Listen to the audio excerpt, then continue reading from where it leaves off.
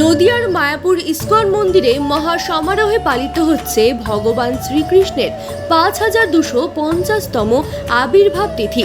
ধর্মীয় সকল রীতিনীতি মেনে বিভিন্ন অনুষ্ঠানের মধ্য দিয়ে 3 দিন ব্যাপী এই অনুষ্ঠান চলবে বলে জানান ইস্কন মন্দিরের জনসংযোগ আধিকারিক রসিক গৌরাঙ্গ দাস মহারাজ।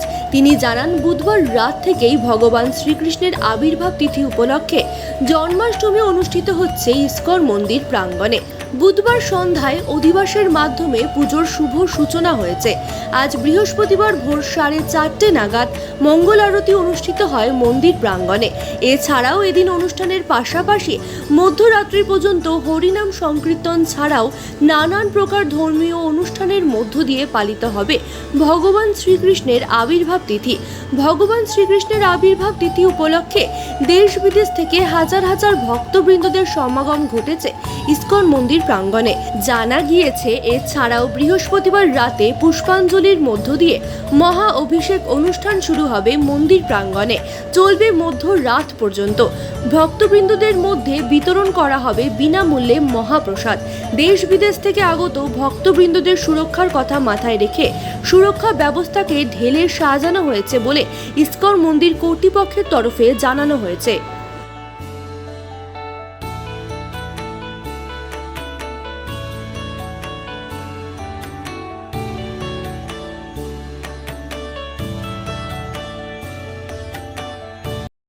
শ্রীধাম মায়াপুরে পরমেশ্বর ভগবান শ্রীকৃষ্ণের 5250তম শুভ আবির্ভাব তিথি মহা মহোৎসব পালন করা হচ্ছে। যথাযথ ধর্মীয় মর্যাদা এবং রীতিনীতি মেনে 3 দিনব্যাপী অনুষ্ঠান চলছে। গতকাল 6 তারিখে শুরু হয়েছে অধিবাসের মাধ্যমে সূচনা হয়েছে। আজ পরমেশ্বরের শুভ জন্ম তিথি 4:30 সময় মঙ্গল আরতি দিয়ে শুরু হয়েছে এবং মধ্যরাত্রি পর্যন্ত অনুষ্ঠানাদি চলবে।